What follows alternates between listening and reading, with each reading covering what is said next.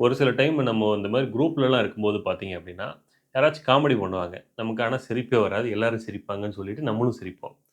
So இது மாரி பண்ணுவோம். சில டைம் ஒரு சில கருத்துக்கள் வந்து மத்தவங்க சொல்றது வந்து அக்செப்ட் பண்ணிக்கிற மாரி இருக்காது.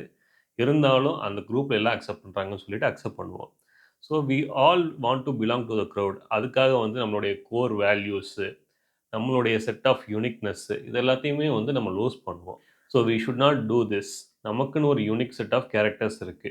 அதே மாரி நம்மளுடைய ஜென்யூன்னஸ நமக்குள்ள வச்சிருக்கும்போது, அதுக்கு ஏத்த மாரி கரெக்ட்டான ரிலேஷன்ஷிப் கண்டிப்பா அமையும். அது வந்து ரொம்ப லாங் லாஸ்டிங்காவும் இருக்கும். அத வந்து நம்ம கரெக்ட்டா தக்க வச்சுட்டாலே போதும்.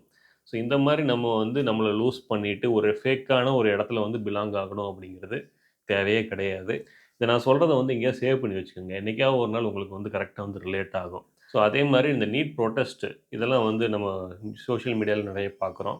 ஸோ அத பார்த்த உடனே வந்து நமக்கு வந்து எமோஷன்லாம் பயங்கரமா ட்ரிகர் ஆகுது. பட் அங்க என்ன நடக்குது அப்படிங்கிறது நமக்கு தெரியாது. ஸோ இது வந்து இந்த புரொட்டஸ்ட் ஆனா ரொம்ப இம்பாக்ட்ஃபுல்லா இருந்திருக்கு. இப்போ வந்து கண்டிப்பா வந்து எண்ட் ஆயிரும்னு நெனைக்கிறேன் இன்னும் கொஞ்ச நாள்ல. இருந்தாலும் இனிமேலுமே வந்து இந்த பிரச்சனை வந்தது அப்படின்னா, நம்ம வந்து வாய்ஸ் அவுட் பண்ணணும். We stand with students. Thank you.